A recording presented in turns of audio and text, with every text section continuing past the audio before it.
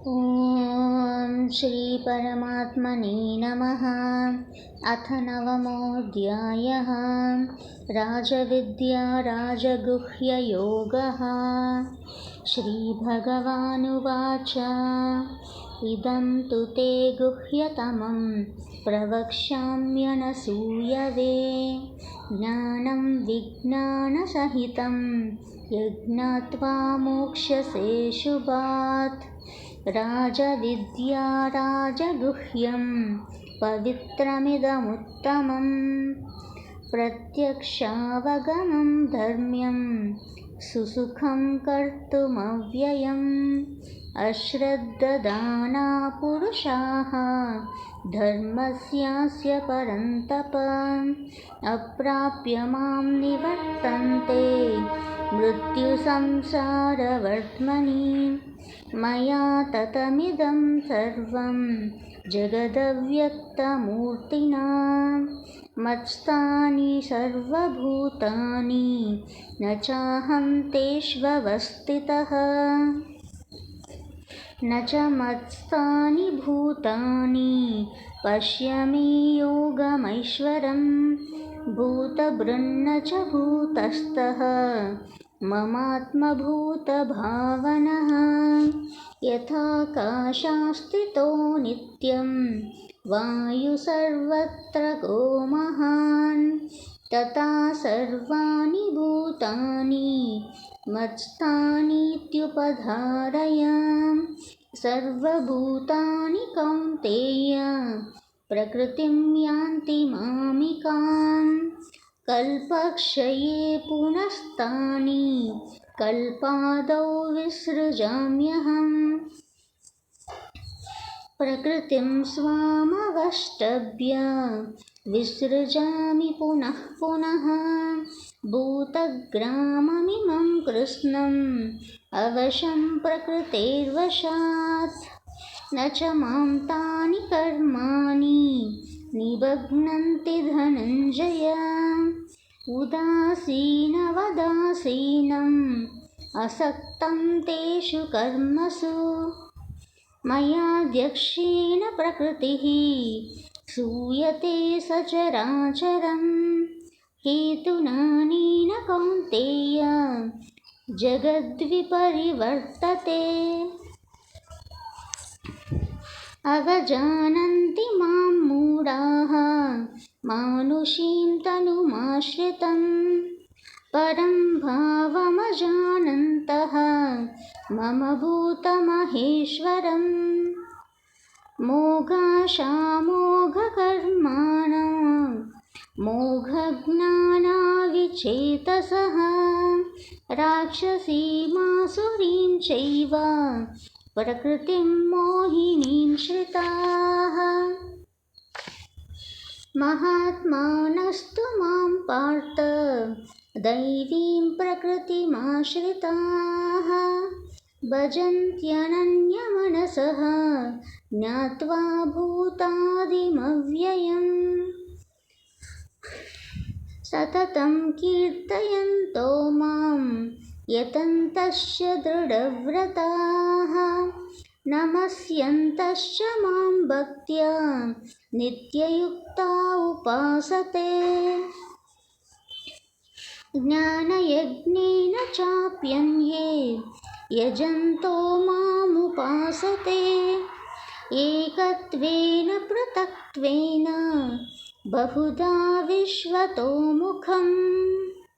अहं क्रतुरहं यज्ञः स्वदाहममौषधम्। मन्त्रोऽहमहमेवाज्यम् अहमग्निरहं घृतम्। पिताहस्य जगतः माता धाता पितामहः। वेद्यं पवित्रमोङ्कारः ऋक्सामरजरेव च। गतिर्भर्ता प्रभुः साक्षी निवासः शरणं सुहृत्। प्रभवः प्रलयः स्थानं निधानं बीजमव्ययम्। तपाम्यहमहं वशं निगृह्णाम्यत्सृजामि च अमृतं चैव मृत्युश्च सदश्चाहमर्जुन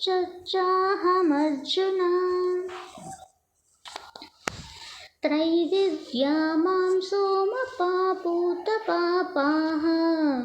यज्ञैरिष्ट्वा सर्वगतिं प्रार्थयन्ते ते पुण्यमासाद्य सुदुन्द्रलोकम् अश्नन्तिं दिव्यान् दिवि दैव भोगान् ते तं भुक्त्वा स्वर्गलोकं विशालं क्षीणो पुण्ये मत्सलोकं विशन्ति एवं त्रयी धर्ममनुप्रपन्नाः जगतं कामकामा लभन्ते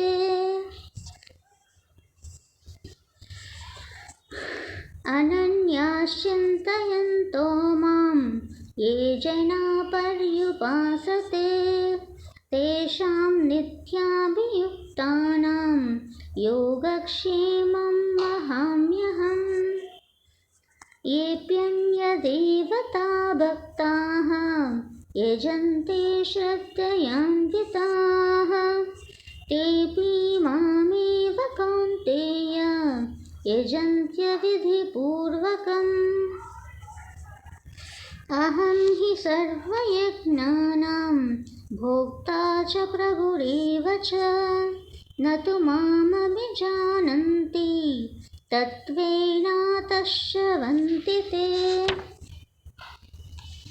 यान्ति देवव्रता देवान् पितॄन् यान्ति पितृव्रताः भूतानि यान्ति भोजन्त्याः यान्ति मद्याधिनोऽपि माम्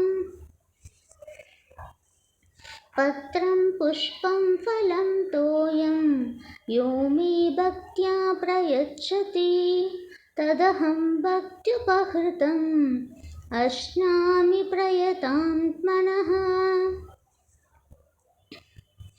यत्करोषि यदश्नासि यज्जुहोषि ददासि यत्तपस्यसि कौन्तेय तत्कुरुष्व मदर्पणम् शुभाशुभफलैरेवं मोक्षसे कर्मबन्धनैः सन्न्यासयोगयुक्तात्मा विमुक्तो मामुपश्यसि समोऽहं सर्वभूतेषु न वेदेष्वस्ति न प्रियः ये भजन्ति तु मां भक्त्या मयि ते तेषु चाप्यहम् अपि चेत् सुदुराचारः भजते मामनन्यभाक् साधुरेव समन्तव्यः सम्यगव्यवसितो हि सः क्षिप्रं भवति धर्मात्मा षष्ठन्ति निगतश्चति कौन्तेय प्रतिजानीहि न मे भक्तः प्रणश्यति मां हि पार्थव्यपश्नित्य येऽपि स्युपापयोनयः स्त्रियो वैश्यास्ता शुद्धः तेऽपि यान्ति परां गतिम् किं पुण्यब्राह्मणा पुण्याः भक्ता राजर्षयस्तथा अनित्यसुमुखलोकम् इमं प्राप्य भजस्व माम् मान्मना भव मद्भक्तः मज्जाजी मां नमस्कुरु मामे वैश्यसि युक्त्वैवम् आत्मानं मत्परायणः ॐ तत्सत् इति श्रीमद्भगवद्गीतासु उपनिषत्सु ब्रह्मविद्यायां योगशास्त्रे श्रीकृष्णार्जुनसंवादे राजविद्या राजगुह्ययोगो नाम नवमोऽध्यायः।